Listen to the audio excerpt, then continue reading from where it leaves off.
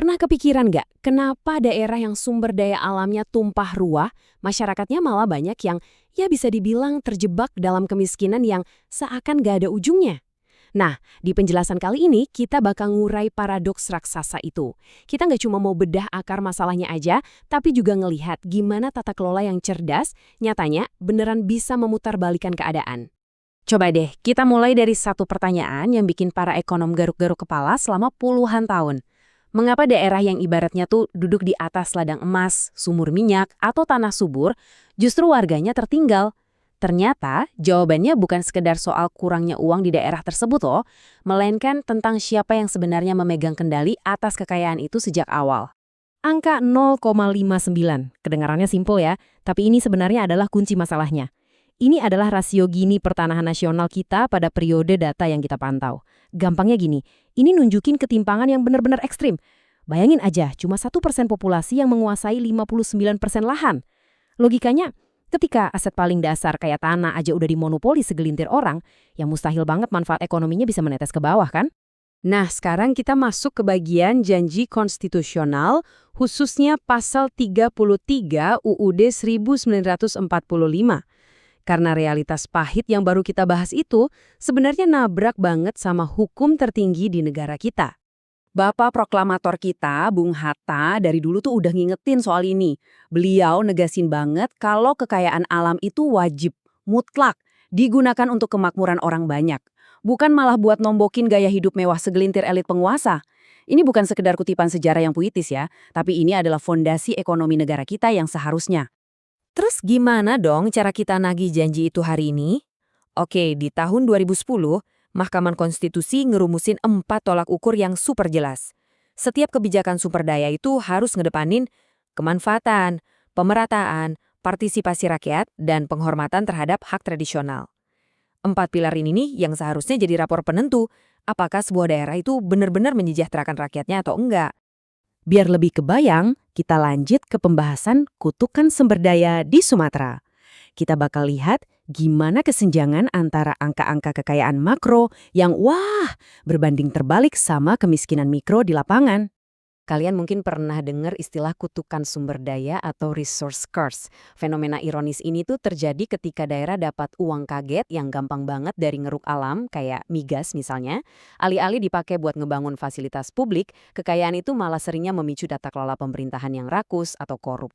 Duitnya menguap di sistem yang nggak efisien, sektor usaha lain malah mati, dan ujung-ujungnya masyarakat tetap aja terkunci di garis kemiskinan. Data dari wilayah Sumatera ini bener-bener bikin geleng-geleng kepala. Coba dipikir deh logikanya. Kalau pemerintah nyalurin lebih banyak dana bagi hasil atau DBH ke daerah penghasil migas, kemiskinan harusnya turun ya kan? Ternyata faktanya kebalikannya. Dana yang super besar kalau nggak dibarengi transparansi malah berkorelasi bikin kemiskinan makin naik. Menariknya yang justru sukses nekan angka kemiskinan malah bertambahnya jumlah penduduk, soalnya itu memicu roda ekonomi baru di luar urusan minyak dan gas. Jadi kesimpulannya tuh udah kelihatan jelas banget. Ekonomi ekstraktif yang bertutup dan padat modal, itu ujung-ujungnya cuma memperkaya kaum elit aja. Ketimpangan dari awal itu ibarat dinding beton tebal yang nahan efek trickle down.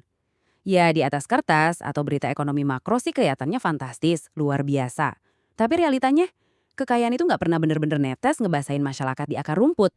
Nah, supaya kita nggak pesimis-pesimis amat, kita bahas soal reforma agraria.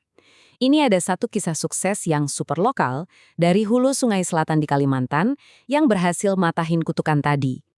Di Kabupaten Hulu Sungai Selatan ini, tanah itu benar-benar ibarat urat nadi kehidupan masyarakatnya. Bayangin, 66,35% lahannya didedikasikan buat pertanian. Ini bukti konkret kalau tanpa ada akses ke tanah, warga lokal bisa kehilangan satu-satunya alat buat bertahan hidup. Tapi masalahnya selalu ada aja ya. Ada hambatan struktural yang gede banget di sini. Lebih dari 30% wilayah kabupaten ini secara hukum itu dikunci dan dilabeli sebagai kawasan hutan. Aturan kaku yang udah turun-temurun ini bikin para petani nggak punya hak legal buat ngolah lahan. Padahal mereka udah tinggal di situ dari zaman dulu. Akibatnya, nggak main-main fatalnya. Tercatat 55,33% rumah tangga pertanian di sana terpaksa turun kelas jadi petani gurem. Coba bayangin, mereka dituntut buat ngehidupin keluarganya dari sebidang tanah yang luasnya bahkan gak nyampe setengah hektar. Ini tuh bukti nyata gimana regulasi yang terlalu kaku beneran bisa memiskinkan rakyatnya sendiri.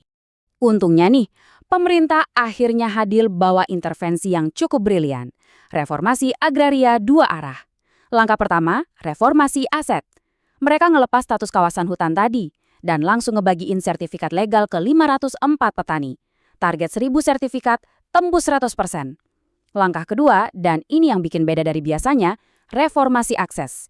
Jadi pemerintah nggak cuma ngasih kertas sertifikat terus ditinggal pergi, tapi mereka kasih pendampingan teknis dan modal biar tanah itu bisa beneran produktif. Keren kan? Oke, kita sampai di bagian terakhir, memenuhi janji. Dari semua cerita tadi, gimana sih cara kita ngejembatanin jurang antara kekayaan dan kesejahteraan ini buat ke depannya? Kalau kita jejerin, kontrasnya itu kerasa banget. Kalau kita sekedar mompa uang tunai ke dalam sistem ekonomi enclave yang dari sananya udah timpang, itu sama aja bohong. Cuma bakal ngelahirin ketergantungan dan kemiskinan baru. Tapi sebaliknya, lewat reforma agraria dengan ngebagiin aset secara legal dan ngebekalin masyarakat kelas pekerja dengan keterampilan, kita tuh lagi aktif ngebangun kemandirian yang sejati dari bawah. Jadi PR besarnya apa nih buat daerah? Pertama, daerah kaya itu nggak boleh manja dan cuma ngandalin ngeruk alam aja. Mereka wajib diversifikasi ekonomi. Kedua, dana bagi hasil harus dikelola setransparan mungkin. Nggak boleh ada yang ditutup-tutupin. Dan yang paling krusial, duit hasil dari perut bumi itu wajib diinvestasikan kembali ke atas bumi. Buat infrastruktur, pendidikan manusia, dan ngeperdayain warga lewat kepemilikan aset yang adil. Sebagai penutup dari penjelasan kali ini, saya mau ngajak kalian buat merenung sebentar. Coba deh lihat sekeliling. Saat kalian ngelihat ada hamparan tambang yang luas atau fasilitas ekstraksi yang megah di wilayah kalian, tanyakan pada diri sendiri. Apakah kekayaan alam itu perlahan sedang menyembuhkan kemiskinan di sekitarnya? Atau jangan-jangan justru sedang mengutuknya? Terima kasih udah ngikutin penjelasan hari ini dan sampai jumpa lagi.